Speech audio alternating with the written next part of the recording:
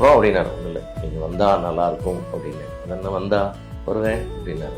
வந்த விதம், அவர் போட்டிருந்த அந்த ட்ரெஸ்ஸு, அந்த புக்கையை கூட ஒரு கார்லேருந்து அவரே அணைச்சி அதை கடைசி வரைக்கும் யார்ட்டையோ ஒரு ரெஸ்டாரண்ட் கொடுத்து கொண்டாடாமல் அதை அவரே அதை கொண்டு வந்து கொடுத்து, அதனால தான் அந்த புக்கை ஒன்று அப்படியே வச்சுட்டே இருக்கேன் 3 நாளாக. ஸ்டேஜில் வந்தோன்னா அதானே சொல்கிறாரு அவர், சொன்னோம்னா அப்படியே வரேன்னு சொன்னீங்க வந்துட்டீங்க அப்படின்னு. அதாவது நான் எக்ஸ்பிரஷன் வரமாட்டேன்னு நினச்சி அதுதான் என்னோட எக்ஸ்பிரஷன். வழக்கம் போல் அவர் 2 வார்த்தை தானே பேசுவார், சொன்னால் செய்வேன்ல அப்படின்னாரு.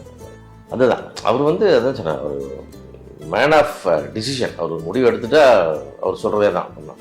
நான் ஒரு முடிவு எடுத்தப்போ நான் சொல்கிறது நானே கேட்க மாட்டேன் பரல, அந்த மாதிரி தான் அவர் அந்த முடிவு அவர் எடுத்துட்டார். என்கிட்ட சொல்லும் போதே முடிவு எடுத்துட்டார், அவ்வளோதான் வரேன் அப்படின்ட்டுல அது வந்துச்சு. அந்த வார்த்தைக்கு நின்றுட்டார். பெரும் மகிழ்ச்சி. இதை எப்படி சொல்கிறதுனா, இது எத்தனை வாட்டி சொன்னாலும் எவ்வளோ வாட்டி வச்சு பார்த்தாலும் இன்னும் வந்து இது உலகம் பூரா போய் ரீச் ஆச்சுன்னா அந்த ஒற்றை மனிதன் அப்படி தூக்கிட்டு போயிட்டார். இப்போ எல்லாரும் நண்பர்கள் எல்லாருமே வந்தார், இளையராஜா சார் வந்து எல்லாரும் வந்தாலும் இன்னைக்கு உள்ள சினாரியா படி அது வந்து அது இது யாரும் வந்து சிம்பிளி அன்பிலீவபிள் அப்படின்றது தான் எல்லாரோட எண்ணமாக இருக்கும். நான் யார்ட்டே போய் விஜய் சார் வர சொன்னா சும்மா காமெடி பண்ணாங்கன்னு சொல்லியிருப்பாங்க இல்லையா?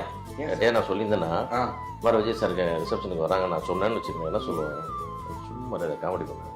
ஆனால் நீ என்ன இன்னைக்கு உள்ள பிரச்சனை என்ன இருக்குது, செக்யூரிட்டி எவ்வளோ பிரச்சனை ஆகுது, இந்த மாதிரி ஒய் கேட்டகரி செக்யூரிட்டியில் இருக்காரு, நிறையா விஷயங்கள் இருக்குது இல்லையா?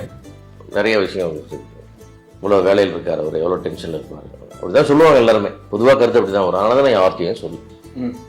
பட் அவர் ட்ரெஸ்ஸு வந்து வேஷ்டி சட்டை கட்டி ஒரு அழகிய தன்மையான அது வந்து குடும்பத்தில் ஒரு ஆளாக நினச்சா மட்டும் தான் அந்த வேஷ்டி அதுதான் நம்மளே அதான் நான் சொல்லுவேன். நண்பர்கள்ட்ட வீட்லாம் அதான் பேசப்போம். நம்ம வந்து ரொம்ப நெருங்கிய உறவுகளுக்கு மட்டும்தான் நம்ம அந்த சாதாரணமாக அந்த பேண்ட் ஷர்ட் போடாமல் ஒரு பட்டு வேஷ்டி ஷர்ட்லாம் கட்டிட்டு போகிறோம்னா அதுக்கு ஒரு அந்யோன்யம் இருக்கணும். அந்த அந்யோன்யத்தை அவர் காமிச்சது தான் வந்து எனக்கு வந்து அதுதான் எனக்கு பார்த்தோன்னே எனக்கு வந்து அப்படியே அது வந்து என்னடா இப்படி ஒரு நம்ம வீட்டு பிள்ளையா ஒன்று வருதே,